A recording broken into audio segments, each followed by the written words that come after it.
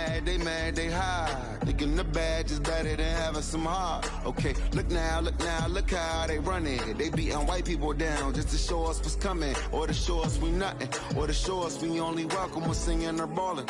You shut up and dribble. Word. High, rock. Low.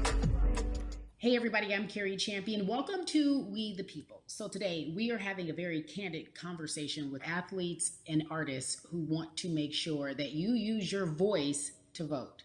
Voting is your voice. So we have so many different issues that have happened in this country. It's really, truly unprecedented time. So I'm looking forward to these conversations. I think you'll be educated as well as entertained, but most importantly informed. We have morethanavote.org, whenweallvote.org, and fairfight.com. Those resources are imperative as we try to change our future.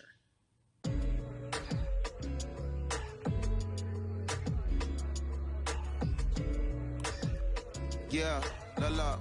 There's no way that we can talk about hip hop or even the fact that we want to talk about activism, black voter suppression, without bringing in this guy straight from Port Arthur, Texas. We are talking about Bun B. He is an activist, a scholar, and an all-around gentleman. Thank you so much for spending some time with us. Bun, I don't want to start heavy, but I guess I have to because that's where we are in the world today. It's heavy as hell. And when you think about what needs to happen in this country in terms of change, what's the first thing that you think of? Equality. That's pretty much the first thing that comes to mind, right? Black people need to be seen as equals in this world. You know, we had to fight just to be recognized as a full citizen in this country and not 3/5. The world is now seeing what we've known for so long in the culture and in the community. The one way that we can fight is obviously voting. Talk to me about what voting means to you. I hear people all the time talking about one vote doesn't matter and that voting doesn't make a difference. If that's true, why do they work so hard to suppress the black vote? Because they understand the power of the vote. And so it's time that black people collectively also understand the power of their vote. And not just on a national level, because a lot of times we only have this conversation every 4 years. People need to be very much involved in their local politics. They need to understand who their elected officials are, where they stand on issues that affect you. And you need to use your vote to either support the ones that care about you and your condition, or to elect people who do. A newer initiative that we're dealing with is educating felons, right? So in the state of Texas, if you're a felon, right, if you've been to jail or to prison, but you're no longer on probation or parole, you have the right to register to vote. Another thing that was just brought to my attention, there's an initiative called Orange, which is happening not just in Houston, but all over the country. If you're in jail currently during pretrial, but you have not been convicted, like you're still in jail waiting for your day in court, you are still eligible to vote.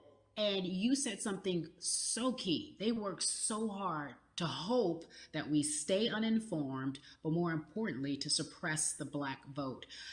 If you could do one thing with this message that we're trying to send today about how important voting is, what type of images would you like our people to understand and see when they go to these polls and vote or when they cast their ballots? I think the images that we've all seen, you know what I'm saying, for decades in this country, if not centuries in this country, we've seen black people oppressed. We've seen black people attacked. So every time you look back and you see those old black and white images of people of color being attacked by dogs and people of color being sprayed with hoses, that's what they were fighting for. Back then, they were just fighting for a chance to vote.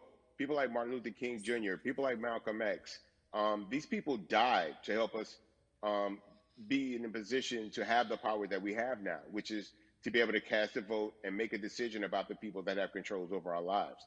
So, I mean, if you in your own community need a reason to vote, look at a person like George Floyd. If the people in your city are not open to police reform, are not open to having a conversation about defunding the police, are not open to issues concerning economic equality, judicial equality, and racial equality, right? If they're scared to say Black Lives Matter, you have the power to put people in those positions who do believe that Black Lives Matter, who do believe in racial equality, economic equality, judicial equality, right? Who see us as human beings. And if the people in your community don't feel that way, vote them out. It's that simple. It's just vote them out. We don't have enough time to sit around and hope that people change their minds. Yeah, Bumby, you point out something so important. We have the power. And that is in our vote, and that is with our voice, and that's how we use our voice. I think of where we are right now. People say this is a particular moment, but it is a movement. not just a moment, it is a movement. Why, in your opinion, was it George Floyd's death? Why was that the chosen brutality for people to say, oh my God, Black people are still oppressed in this country, and it is not fair? I think it's twofold, Carrie. In so many different encounters between people of color and the police, there simply is no proof of what happened in the interaction. And so what happens is in a court of law, it tends to lean towards the policeman's point of view, right? In this case, we saw very clearly what happened. I think the other thing is due to the fact that everyone was at home, basically during this time period in relation to the coronavirus, you couldn't avoid it, right? It was on every television station. It was on every social media platform. Everywhere you turn, you were constantly hit upside the head with this message. You see in the interaction that this man did nothing to deserve what happened. That's right. That's so well said, because if you think about it, in the grand scheme of things, it wasn't worth it, and he didn't have to lose his life. I think that you touched on something that a lot of people talk about, and that is now defunding the police. That has been such a huge conversation, but there's so many misconceptions around defunding and dismantling. If you will, educate the audience. All right. So most people, when they hear the term defund the police, they tend to think of, oh, they're going to take away our police department. Nothing could be further from the point. Defunding the police means that in certain communities, even Houston, take for example, we had over $1 billion allocated to our police force. Now, what is that money being used for? Some of that money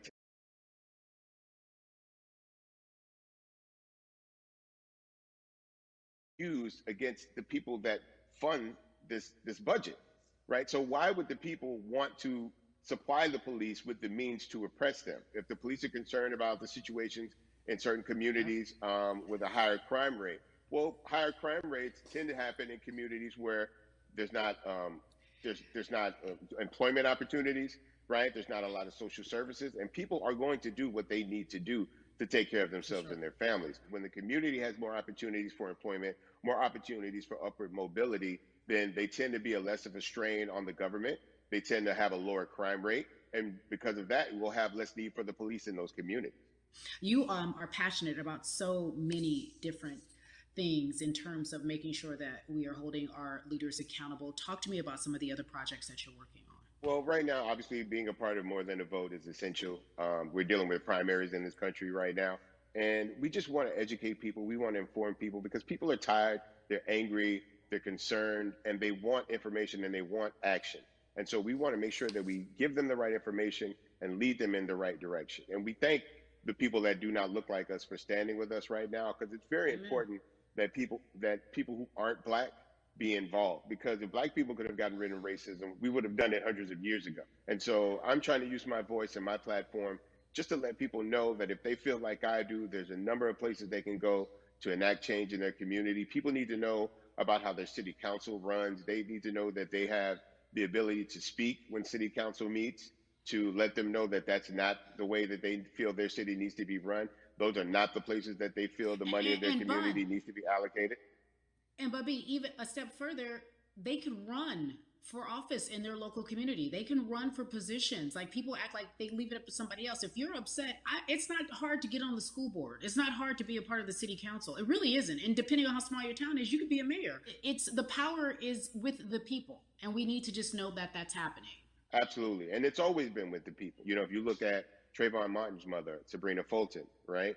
She felt that there was a system of racism and a system of oppression that led to her son's death. And so what did she do? She ran for city council, and she was elected to city council. Our own former president, 44, Barack Obama, right, started in the community as an activist, ran for an elected position, became senator, ran for another elected position, and became president of the United States. So don't think that you can't make a difference. You know what I'm saying? You don't need a lot of money. You don't need a lot of power. Your voice is enough to make a difference. Amen. I feel like I need to go out and run for something. You gave me a rousing speech there, sir. I'd be remiss if I didn't ask you this. When I talk to my brothers, I have to ask you, as a Black man, how are you doing? Are you okay? I'm good. I'm good. I have a very strong relationship with God, so prayer definitely works for me. I have children and grandchildren who are watching me, who are encouraged by what I do, and they're proud of me right now, you know, and that's really what matters, you know. The change starts at home, you know, so as long as you have a support system that believes in what you're doing and supports you in what you're doing, you have everything you need to go out there and fight the good fight. And for those that don't, there's a community of people here to help you. So you can go to places like morethanavote.org. There are many different places that will encourage you, inform you, and they will put you with groups of people that feel like you, that are ready to take action. So no one has to go about this alone if they want to do it. Yeah, we're stronger together. People have been saying it, but that has much more meaning now that we are in our movement, not just this moment. Bumby, it has been an education, always a pleasure. Thank you so much. I appreciate you. Keep fighting the good fight. Keep up the good fight.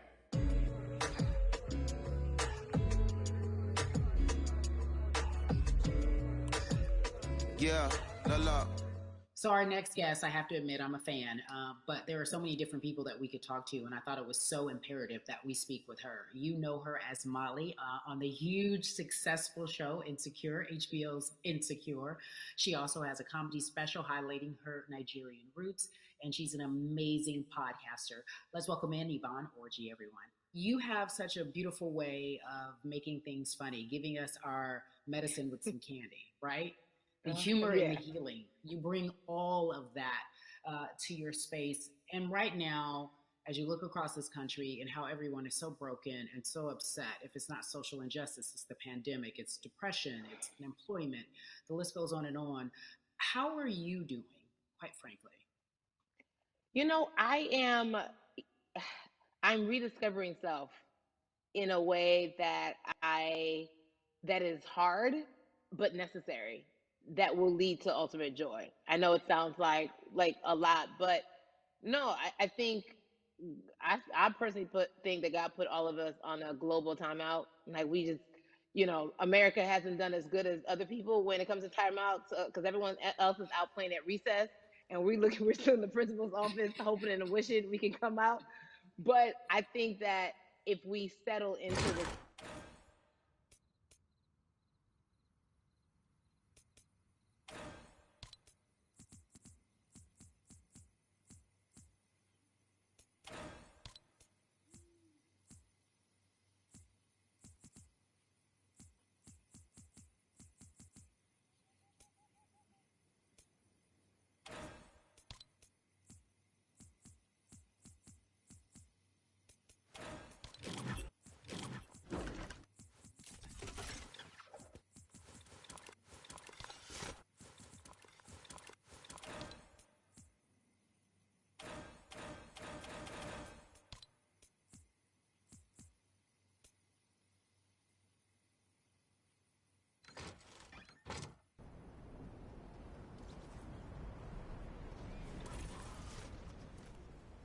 evaluate some things.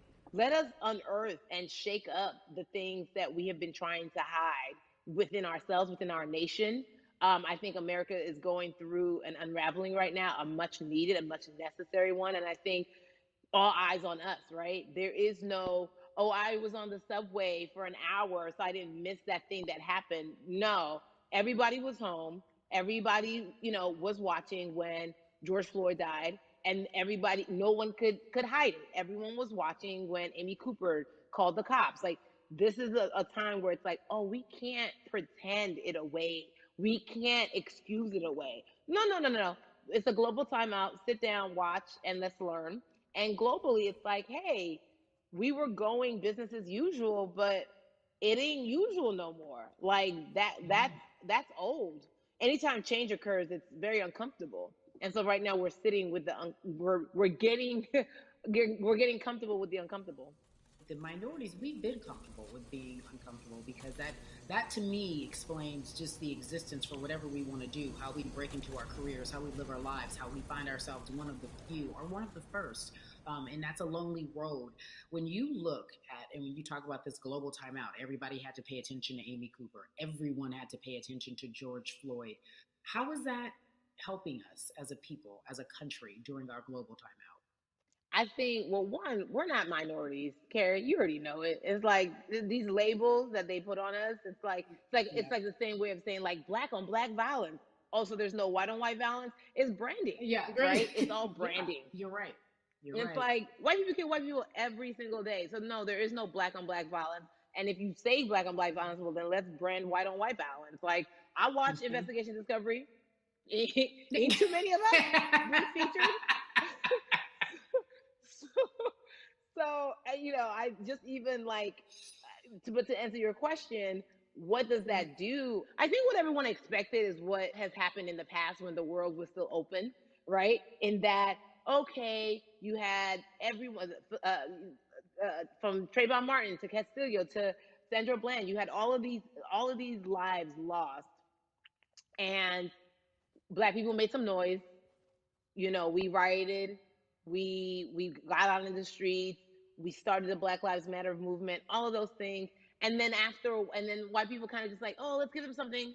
And then it's just like, is it over? It's like Oscars so Black. Okay, good. We gave some Oscars. Are we good now? Like, are we even? And it's now it's just like, oh, no. This is not about like a band-aid.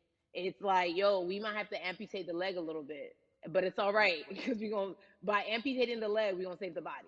And so I think that's what's happening now. Like, America is realizing, like, oh, Black people aren't just making a little bit of noise. Like, the protests are still out. The conversations are still being had. The change is still being demanded. And I think they're seeing, oh, this is not going no way. And no, it's not, because we need systematic change. What a beautiful way to explore what is happening and describe our country. We might have to amputate the leg, but that's to save the body.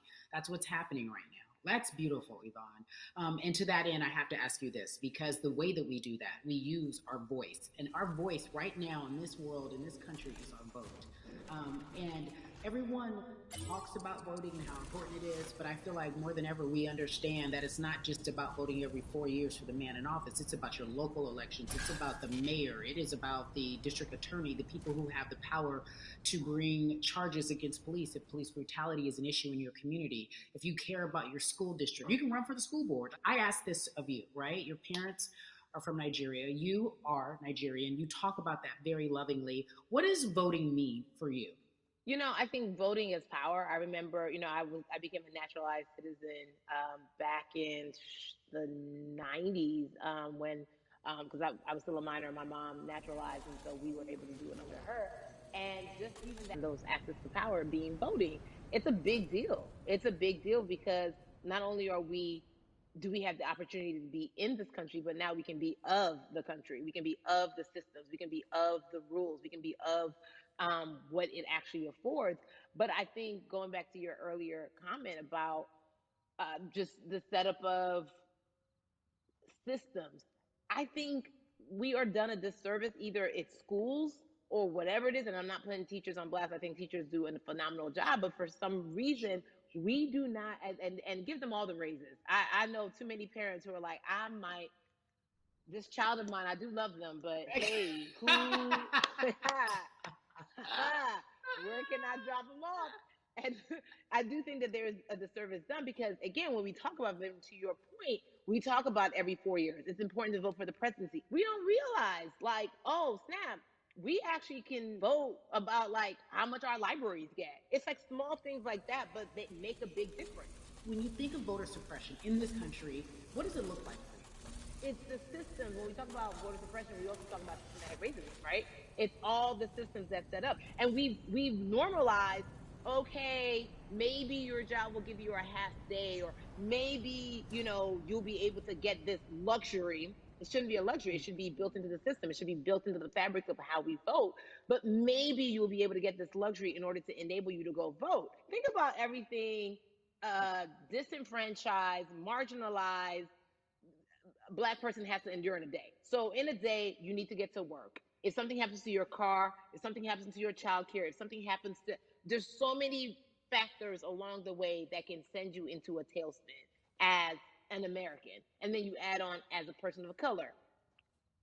If you're just trying to get to vote and you already have to go through all of these hurdles and hoops in your everyday life, imagine the one day when your voice really is supposed to matter the most in this country. But then you also see all the times that you tried to have your voice matter, and then it's been shut down, repressed, told it doesn't matter.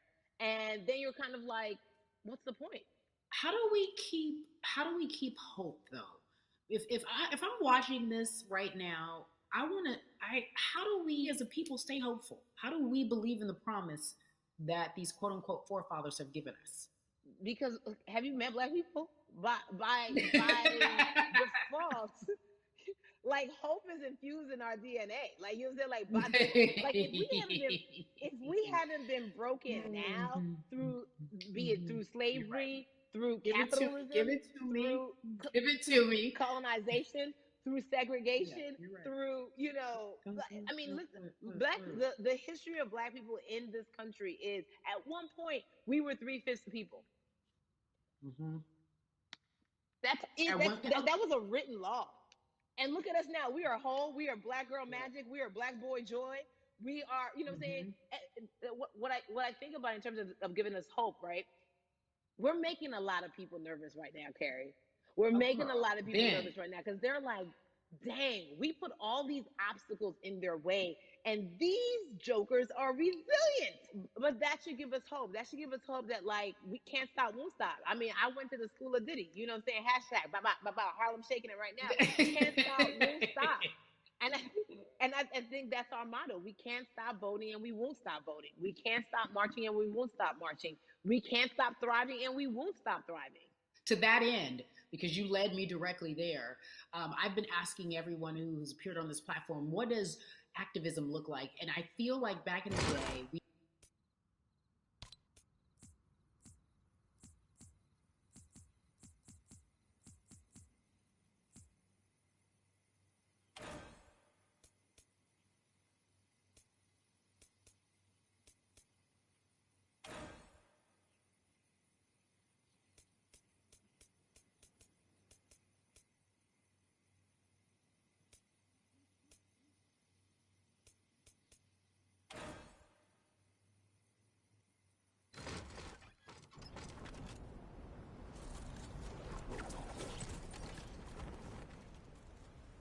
Play. And so play your position like a shortstop, bruh. So whoever you are and whatever you do, play your position. So activism could look like, you know what? I'm not the one that's built to be on the front line, but you know what? My pockets go deep. So I'm gonna support the people on the front line. You know, I'm a comedian.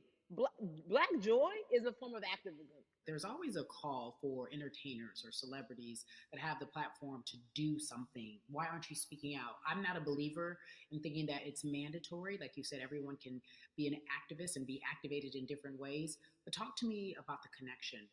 Talk to me about the marginalization in your world and how you feel like it even inspires you to say more and use your platform to do more. Beneath the surface of what we do, like Niecy Nash says, it's the who, right? The who is the person who's going to be like, hey, let me call this out. Either blind racism in terms of overt racism, in terms of ways that we can be better, in terms of ways that we can actually be more uplifting to the community that you may not even realize that you're serving. Before I let you go, talk to me about the urgency, in your opinion, for people to vote, our people to get out and vote this coming election. Yeah, I mean, guys, guys, guys, if you think you're tired now, I'm telling you right now, we cannot take this sitting down. We can't take this jokingly. I understand that it may be hard to figure out who to vote for, but at the end of the day, we got to vote for our families. We got to vote for our legacies. We got to vote for continued progress. We have to vote for upward mobility. We have to vote for equality in a way that is long lasting. And if we succeeded before, we can do it again. You talk about the hope. This is the time.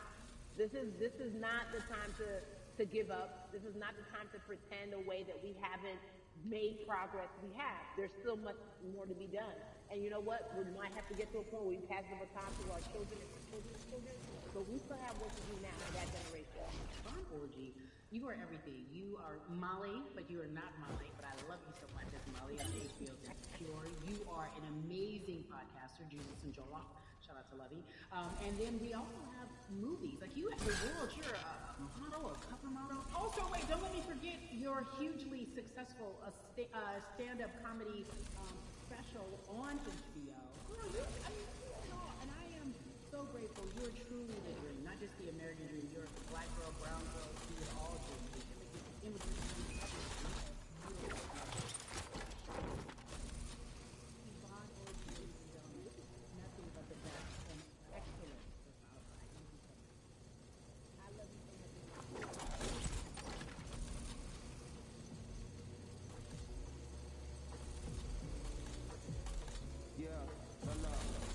So Atlanta has been one of the hotbeds in terms of political unrest and social injustice. We've seen so much happen in that city, and we've also seen so much come from that city, including one of our very own founding fathers of the civil rights movement, and that's Martin Luther King Jr. But right now, we want to welcome in someone who has used his platform to talk about voting, to talk about racial injustice, and how he's trying to help.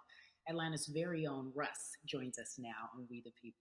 Russ, I'm not going to fan out and tell you what some of my favorite songs were that I listened to repeat on yours. We're going to get to the topic at hand. So amazing. We got to talk about recently you did an interview where you shared your outlook on culture and music. And you also were very candid about the fact that you have a privilege and that it's necessary for you to give back. Tell everybody about what that means.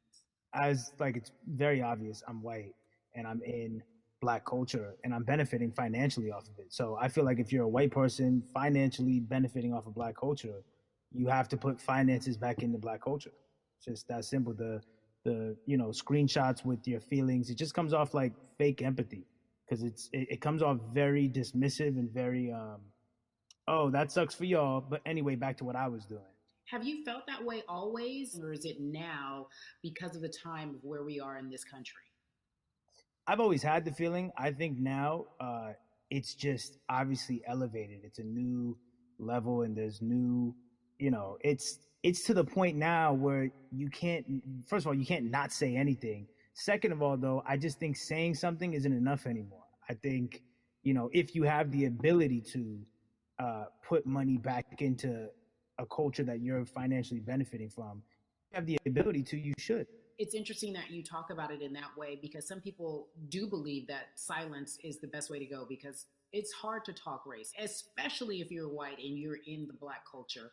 People just feel as if they can't talk about it. They feel awkward. They feel as if they don't have the privilege or the voice or the words. How do you find yourself right now in terms of interacting with people when they want to talk to you about social injustice, police brutality? What's going on in this country right now?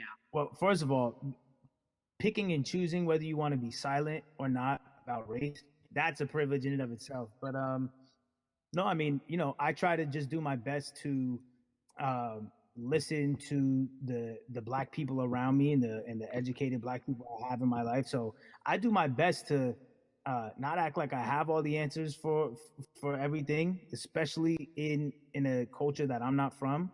But that's why when we decided to raise the money for Black Lives Matter organizations, when we raised 500,000, we got on the phone with some of the women who started Black Lives Matter. I got on the phone with Tamika Mallory. I was on the phone with Karen Civil and talking with my friends to make sure the money went to.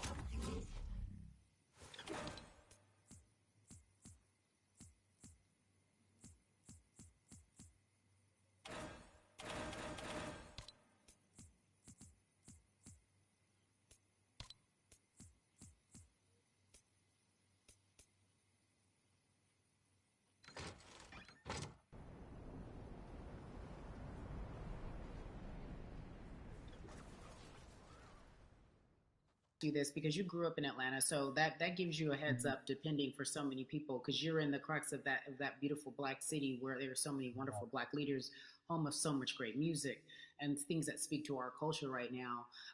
And we are really, really getting our word out, especially with this platform today, and saying that we must use our voice to vote. Talk to me about what the importance of voting for you in this upcoming election. Yeah, so full transparency, I had never voted before, ever. Um, and because I was one of those people who was like, my vote doesn't matter, and I don't know, maybe it's because I was younger, maybe it's because I really thought that, or I don't know, but I just think that it's got to, now this is a bit of a privilege to say it's got to a breaking point for me because obviously it's been past the breaking point for Black people, but I think that as a whole, the young people need to get out and vote because we're the ones that never show up. You know what I mean? We never show up to vote, but we're the future. So it's like, look, we got to go out there and vote, and then whatever happens, happens. But at least we did our part. You got to do your part. You're very candid in saying that you just decided to vote. And I think there's a beautiful irony in the fact that you have your fans saying, because of you, I'm voting. Right. And there's something beautiful about that. But I want to know why now for you? Why in this moment is it important for you to vote? And what hit your spirit to say, yes, this is the time to do it? Honestly, because I think that George Floyd really woke up a lot of people who, including myself, who I was vocal and outspoken about racism. I put it in my lyrics. I put it on T-shirts. I would talk about it in interviews. Like, I was vocal about it. But that video in that moment, I think me along with a lot of other people just kind of was like, all right, like words are simply not enough anymore. We got to do something, whether it's raising money, whether it's voting or all the above. Like we got to do something, and I'm ashamed that it took that for me to be like, I need to raise money and I need to vote. It's a shame, and I don't know. I guess it snapped a bunch of people out of it. And even if you were vocal and whatnot, it's time to actually put your money where your mouth is. It's time to go vote. It's time to just stop talking about it and be about it. And it's been time for that, but like I said, I'm ashamed that it took me this long to actually really, really be about it, but I'm here now. So, Russ, we all know that this is going to be your first time voting. Tell me what that experience is going to be like for you in terms of what you're excited about. I think you know what it's going to do for me. It's going to let me know that I'm contributing to something bigger than myself, and I'm actually putting my money where my mouth is, and I'm being about it because for so long, and I know I'm not alone with this, but standing on the outside and just screaming about this and that and this should change and it's like, all right, but did you vote? And so I know it's gonna feel good to know that I played a small role, and that's the problem. I think the mentality of like my vote doesn't matter needs to be changed to my vote, albeit small, does matter. It's a role I'm playing, and if I play my part and you play your part and he and she plays their part, then we make a difference. But it'll feel. I have a feeling it's gonna feel very, very bigger than me. I mean, I think when you realize that giving actually feels better than receiving, that's when you start wanting to do your part and contribute. So, voting is an easy way to give. Yeah. To whom much is given, much is required, and you have been given a huge platform, and we are so grateful for you, Russ.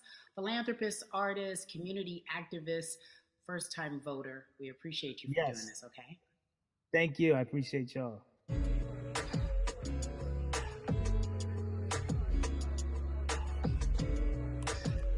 Yeah, la. So cities like Atlanta and Chicago have been at the forefront of the discussions, especially now in this country when we're talking about COVID-19 and systemic racism, as well as, again, we're continuing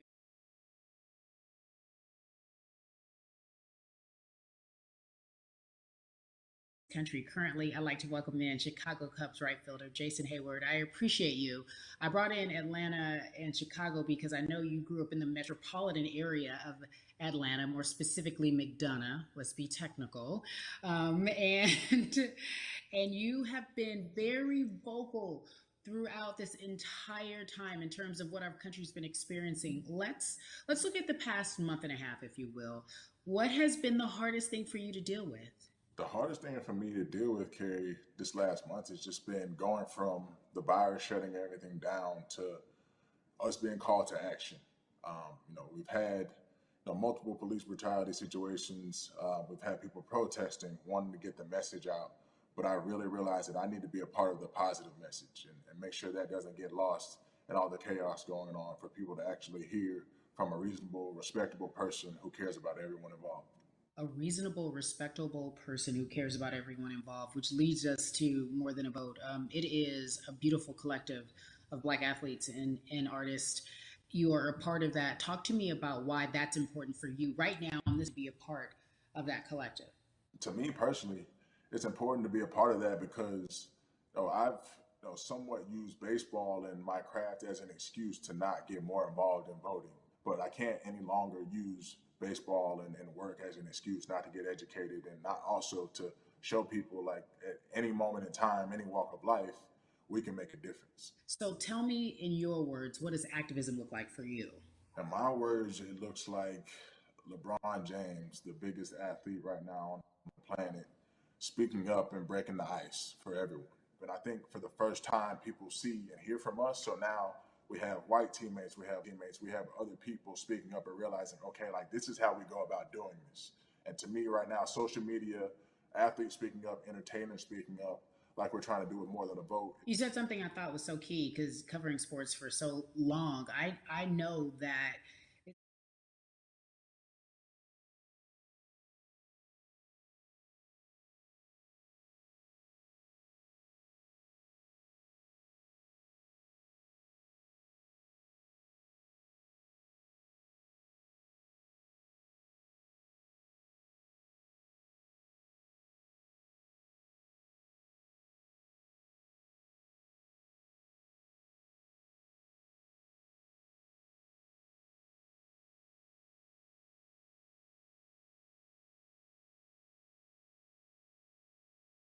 Move a certain way. You got to be careful what you say. You can't ruffle feathers.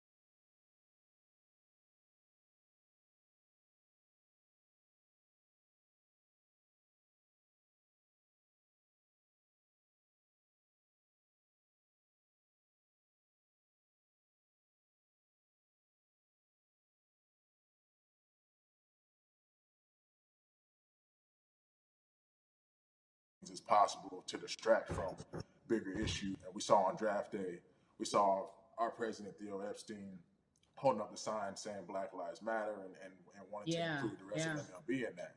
But now we're having those conversations as well. So I definitely think this is sustainable. And it's not always just going to be the popular thing to do. This is something that people want to get right because they know we care.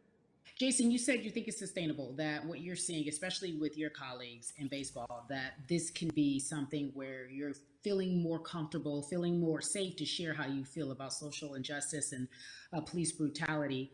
What are you doing right now in this moment with your platform to help change how we look at voting and how to educate the culture and the community about voting? Well, first, what I'm doing, Kerry, is joining up with More Than a Vote and joining